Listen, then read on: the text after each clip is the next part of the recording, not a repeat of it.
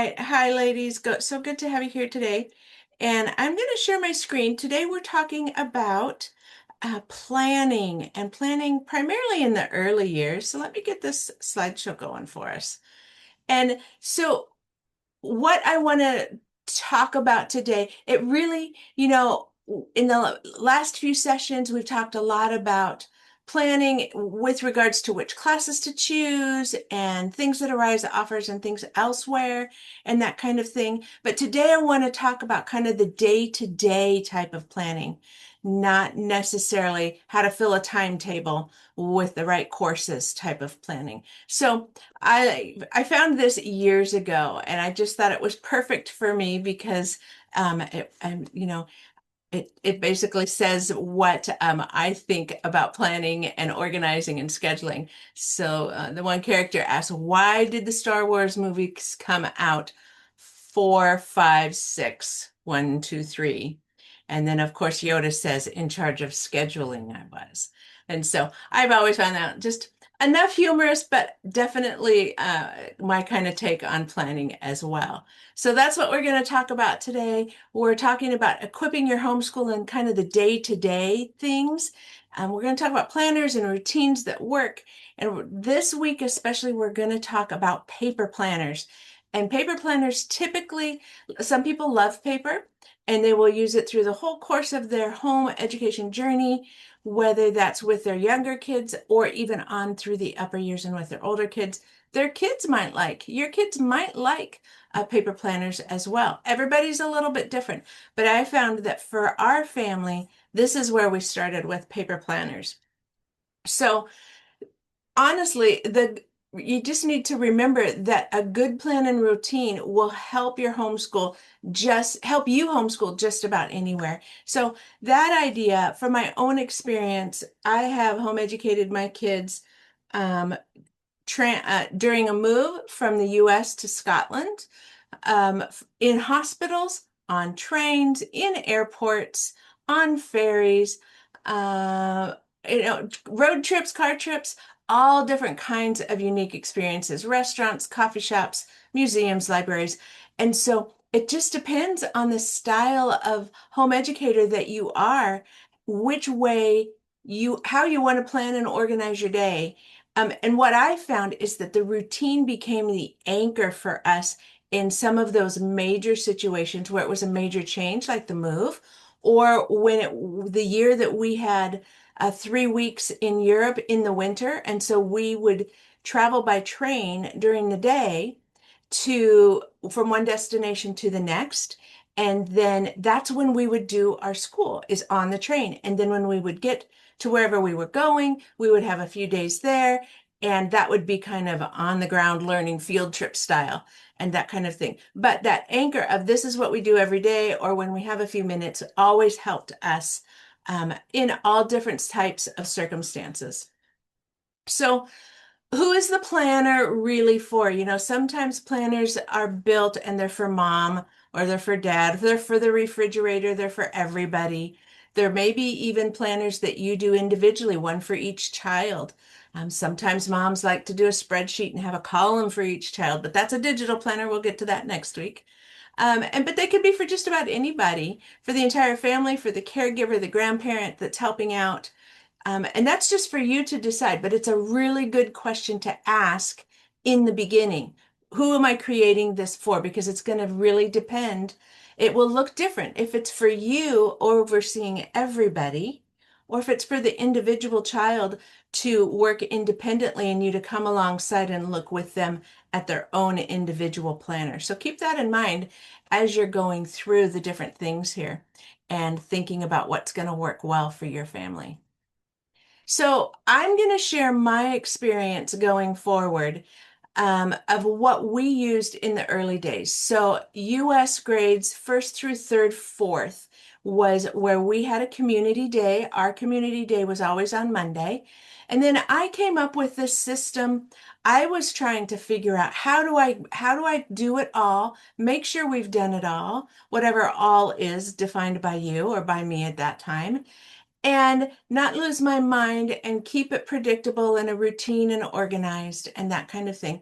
I came up with this idea of SHEM and glam. So that's what I'm going to explain to you. You are welcome to use it. You are welcome to come up with your own acronym as well if you have a different way of looking at it and want to do something different, or you have different subjects. So this just worked for us. So our community day was always on Monday. We had that every week. And it changed when we moved to Scotland. It became fortnightly when we moved here. But then and it probably moved to a different day as well. But we just adjusted our schedule, adjusted our routine to fit that. And then we would have other opportunities on that community day to maybe do field trips or go and do an activity with friends or something like that.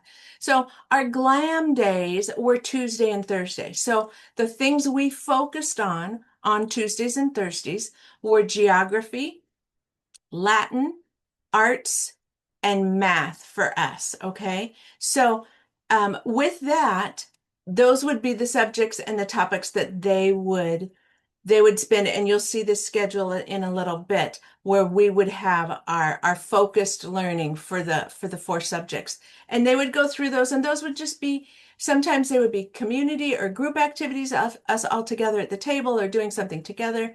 Sometimes they might be more independent, but this is what we knew we were doing on those days. If it was a glam day, we were doing geography, Latin, arts, and math. That would be in addition to probably math workbook and language arts, because those were always anchored in every day of the schedule. And so here you can see it might just be a little bit of extra multiplication practice or math workbook or online learning and that kind of thing. So that was Tuesdays and Thursdays for us. And then our SHEM days were Wednesdays and Fridays. So for Wednesdays and Fridays, we would do science, history, English, and math. So then throughout the week, what that gave us is 4 days of math, 4 days of English or language arts. I should go back and say on this day, if you're not doing Latin or a foreign language or something, the L can always also be for language or language arts and that type of thing, so that you're getting your language and your grammar, whether it's phonics and English grammar, or you're learning another language, you can use that any which way you want. But for us, it was Latin, just to make sure we got it in at least twice a week for some focused learning for them in those younger years. So back to our SHEM day, science, history, English, and math. So science and history, sometimes that would be science on one day and history on the other, like if we were doing an experiment or a project, that type of thing. But then those are typically subjects that doing them in these younger years, 2 days a week is plenty. It's interest-led, most likely. You might have a curriculum you're following, so you could do book work if there was book work that needed to be done on these days, or disperse it out differently across the week. And these days become your days for projects and experiments and that kind of thing. So it would be like in the afternoon for us, it would be on a weekly rotation, we would have a day where we would do maybe an art project or a music study. We would do a science activity. We would do a history activity. And so that would be kind of the community together around the table learning that we would do with those. So honestly, that was my system. Is it a SHEM day or is it a glam day? And then that would be what we would work on that day. And that worked really well for us up through that fourth, fifth grade level for US grades. So that's like 9, 10 years old. And then once they hit 10 in those upper primary years and lower secondary years, then you begin adding a little bit more. And for us, it expanded in creating really solid foundations in math and English. So English language arts, and literature and some of those other things. Of course, good reading, you'll see our daily schedule. Lots of reading happened, whether it was aloud, read alouds together, or it was independent reading. We had lots and lots of reading as well. So let's look at what our daily schedule looked like. Now, not every day did we start at 6:30 for sure, but in those early days, and you might find this for yourself, your younger kids are up earlier. They're going to bed earlier, they're going to be up earlier. But these were the times that worked for us. So you'll figure out what time works for you. You'll also figure out what order works for you. But like I said, this is what worked for us. We were up about 6:30-ish, And by 7:30, we were having had breakfast. We would have some time around the table, and that was pretty much an anchor time for us at that 8:30. Even if they got up at 8:15, they were at the table for devotions and review, even if they were still eating their breakfast. And we would just take a look at what do we have going for today? What do you have going? What do I have going? Do we have doctor's appointments? Is there music practice or some afternoon club? Is there something due that they need to make sure we get on with? Or is it just a regular day of learning? Then we would have some type of review work because our community day had its own set of curriculum that we were using as well. This we would have memory work that they would work on for just like 10 or 15 minutes a day. Sometimes in the morning, I would play some songs that would help us remember that or learn that memory work. And so that was just 15 minutes. Then we would be done with that and we a move it break. So just kind of clearing the decks, getting things ready for the next part of the day, which would be kind of the table time work. And this is where we would focus on the table work for Shem and Glam, whether that, depending on what day it was and depending on the subjects that we would do. And we would spend the morning just choosing what was going to be the goals for today or the most important. Quite often it would be English and maths in the morning for us. And we would do those first, and then the other pieces would come later in the afternoon after lunch or something like that, depending on what it was. We would have lunch at lunchtime. We would, not every day, but quite often, especially in the winter, we would listen to just an audiobook. So LibriVox has tons of audiobooks for free, classical books and all different types of things that are there. We might listen to some classical music if we were doing a music study or some other type of music for that matter. And so it would be lunch and listen. So there was something that was just kind of helping us transition from the things we did in the morning and then finishing up with what we had in the afternoon, but having it be kind of an intentional break with lunch, cleaning up the dishes, and then finishing up whatever might be left over for our day with the Shem and Glam. And so you can see we would be done by roughly 1:30, not every day, of course. Some days they would string it out until, nearly bedtime. Sometimes it might feel like that, but later in the day, and other days it would be earlier. And so for us, this worked really well. And I stood with this, just tweaking it here and there a little bit as my kids grew into that 10, 11, 12. We would go a little bit longer in the day, primarily because their maths and their English were taking longer. There was more that they needed to be doing.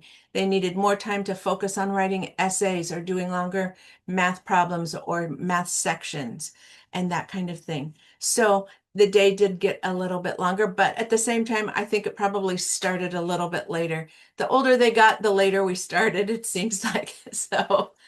So that's how our day went, all right? And then the key for me was our day is there as framework. And then you're going to have off days, you're going to have sick days, there's going to be things that go wrong. You're going to have the plumber in. All the normal daily life things. So that's when you just adjust as needed and do what you need to do. And you have a list of, minimum requirements. What is the minimum that we need to get done on a rough day? And it could be reading aloud. It could be watching a movie related to a book and talking about it. It could be just talking about some math problems or having a child help you with a recipe with cooking and that kind of thing. So adjust, have a plan, but be flexible with it and adjust. That's definitely key. And I think probably that is quite common in most households that are home educating. So as my kids grew older, I wanted them to become more independent. And so you can see here, this is not the best picture, and I apologize for that. I should improve the picture at some point. So I ended up going from just this broad idea of Shem and Glam to more focused sheets for the kids where I was working with them individually, that this was their sheet for the week. And we would go through and talk about what they would do for the day on the day. And it was really, really specific because what I was beginning to do was help them become an independent learner and responsible for their learning and understanding how to use a check sheet to guide you through the day and your week and take things in small chunks each day for the different subjects. So you can see I got really specific. We had Bible, we had uh, our grammar review, we had math and Latin and science and writing and computer study and history and geography. And so those were the different pieces for each of the different days. You can see the little boxes there for them to check on. You know, for math at the beginning of the week, I would want to know what percentage they started at, and then at the end of the week, where they finished. So I could see what did they actually do today during this independent time on the computer doing math? Were they really doing math or were they doing something else? So the percentage would tell me for sure with that type of thing. And then just making sure, like with Latin, did they do their vocabulary quiz? Did they do some copy work for the declensions? So you can see the two blanks there next to that one. They were meant to do that twice a week. So they would do it twice a week, and then that would be that. So this worked really good for us. And I had a similar one, um, something different for each one of my kids. And I put this together. At the beginning of the year, we would go through this and we would have a test drive week, our first week of school, and see what else we needed to add. And then it morphed. And we would print new versions. And then finally, after a few weeks, we would have something that would be solid for most of the school year. And so then this was the rest of his. So you can see there were other things going on. Our English grammar work and then English literature. The things that we did for co-op, I did, if there were things that were to be homework that was meant to be done in preparation for attending co-op, then that would be listed there under, like if they were working toward a CREST award and they were needed to do something toward that at home, then that. And I would even count, their art things. If they had an art segment at the co-op, I would make sure that we got that counted so that I had a record of what they did and that type of thing. And then you can see the last one there is like chores and jobs and cooking and tidying up. And I even put on their book list that these are the books that you get to read or I want you to read this semester or school year. And they would just tick them off one at a time as they got through them and that type of thing. So this worked really good. And it looks like it's all pristine. Even if it's a little blurry to read, it's all pristine. It looks so nice. Let me show you the reality of what it looked like at the end of a week. This is what you want to have it look like. And I often use the same idea with my writing class when they're turning in a rough draft. I want to see a rough draft that looks like it's been worked really hard, where they've made notations and changed things around and marked things out and added new things.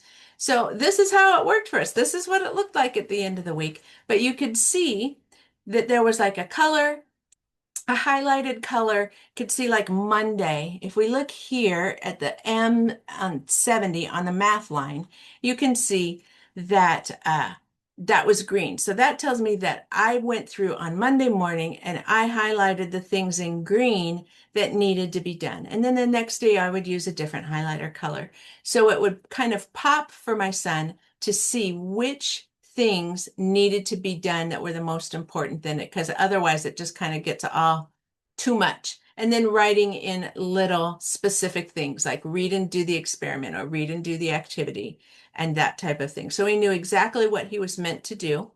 And you can see it got a little messy, but it was worth it because he knew we got it all done. And he also knew the things that didn't get done. And that was generally, we worked around it. There were things that maybe fell off as well over the course of the year. Either he finished them up and we just didn't update the sheet or something like that. So this for me helped me really well because it helped me communicate initially with my student in that roundup early morning time and say, okay, this is what the expectation is for today. Let me know if you have any trouble. We'll highlight the things you're meant to do. And then off you go. And then I would touch base with them throughout the day and I'd move on to the next kid and do the same. and so on and so forth. And then we would regroup mid or late afternoon, or at least by the next morning for what would be for the next day. And again, that worked really good for us. As the kids got older, then we would maybe do this, and I would look at it with them twice a week and give them feedback, set expectations, and help them decide what they were going to be doing over the course of the first half of the week, and then making sure that by the weekend or before the weekend that they had gotten everything done that they had set out to do.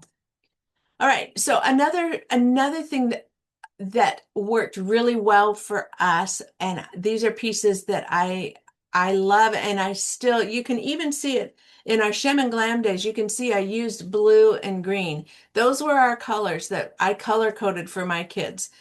One kid, everything was in green. They had green paper clips, green binder clips, green binders, green everything.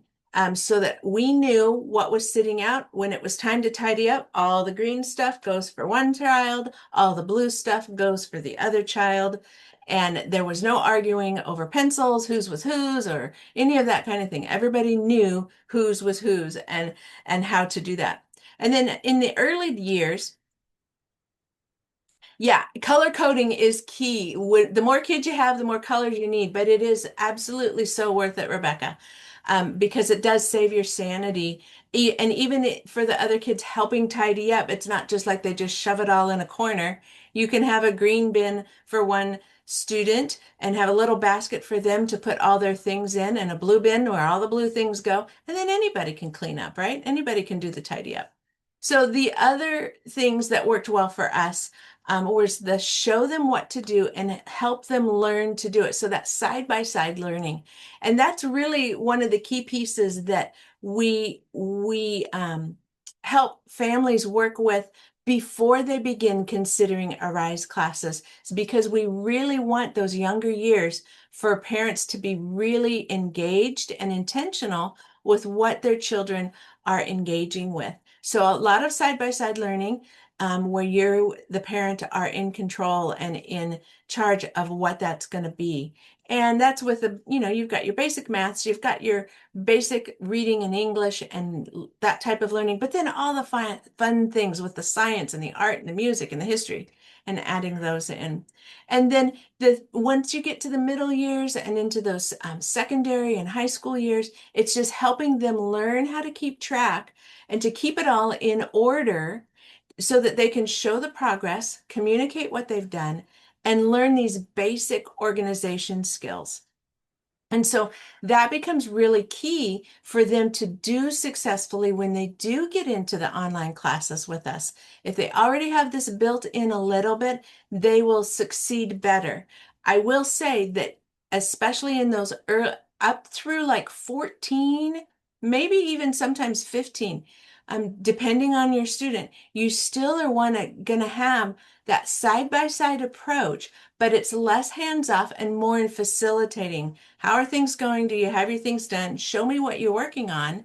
Tell me about what you learned today. Those kind of things. So you can see that the learning is happening. You're checking in. Are they submitting the work like they're supposed to if they're in an online class? Are they giving it and submitting it even to you in the way that you asked for it? Are they answering the questions that were actually asked and not off on a rabbit trail about something else? That type of thing. So that's where it begins changing a little bit, but it's all to their benefit in helping them learn these basic organization and communication skills in the more advanced and adult world that they're moving toward, and that kind of thing. So little things, even like, believe it or not, only do the highlighted things in yellow today is a key skill of following instructions, or all your paperwork or all your homework, clip it to the check sheet. At the end of the week, we'll go through all of it. So that's how I would do it to see what they had done on a weekly section for the week, was like everything was put under that top sheet when it was finished, unless it was like a workbook or something like that. And then you just have a stack of workbooks to go through. So those are some of the key pieces that really worked for us. And it's a short presentation today, but there's a lot of ideas in there for you to consider or think about. If you have questions, we will take those in just a second. You can put them in the chat if you'd like. And next week, we will be looking at how to use digital planners, both maybe for yourself, for your kids, and talk about a little bit more about how those work for families, for home education across the board.